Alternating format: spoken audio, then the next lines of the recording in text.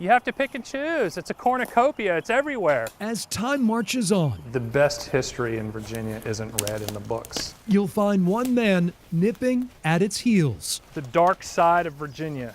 John Plashal is on the ultimate scavenger hunt, And I've come across probably over 10,000 structures. searching high and low, near and far, before it's too late. These places are pretty easy to find. You know, if you just drive around the back roads, they're everywhere. The 49-year-old photographer enters places that would make people shudder. You know, sometimes I find just shells of homes. Other times I find gorgeously ornate abandoned mansions that are fully furnished. From homes and churches to restaurants and insane asylums. I love going into the middle of nowhere to shoot old homes at night by myself. The more decrepit, the better. When you come into these places and you get access to these places, you become a part of them. Some photographers work with pets and children, others landscapes and weddings. For this rural explorer, empty and abandoned create the best marriage. As you can see, it's the beginning of the end.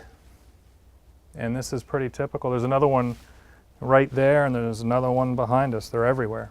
Dusty artifacts provide clues, but create so many questions. This paper was on the floor, and it was dated January of 1970. So we're coming on 50 years that this place has been abandoned.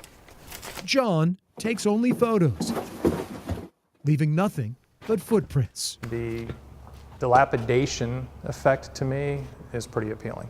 The Northern Virginia native finds a kinship with crumbling buildings across the Commonwealth. When you travel the rural roads of Virginia, you end up finding places like this. They are structures with soul. When you see it, that's the first thing that comes to mind is there's this sadness that's imparted. This photographer's hobby has developed into a full-blown obsession. These are my rainbows. Recently, John published A Beautifully Broken Virginia. There's nothing prettier in my life. And then when you find out the history and the people that once occupied them, that's the cherry on top. Age hasn't been kind to his subjects. Some are past the point of no return. There's not a whole lot I can do about the vast majority of them, about preserving them structurally, but I can preserve their memory through photography. Without people living inside, the buildings fall into a state of decay. Nature seems to have a sixth sense. It tends to know when it's time to reclaim what's hers. It just does. One of John's subjects, historic Hamilton High School in Cartersville. When you see a place like this, I literally was wiping the drool off my chin. Built in 1910, class was dismissed for good in 1964. John says places like Hamilton make up our fabric. Right now, this place is basically screaming, "Save me." Lending his talents, John is hoping to save Hamilton from further deterioration. It's like a museum to Cartersville. It has stood here for 109 years. Elaine Whitley bought the school with her late husband in 1999. Plans for a bed and breakfast and dinner theater never panned out. He approached me about doing pictures in the auditorium, and things have just taken off from there. A grateful Elaine says John might be Hamilton's only hope.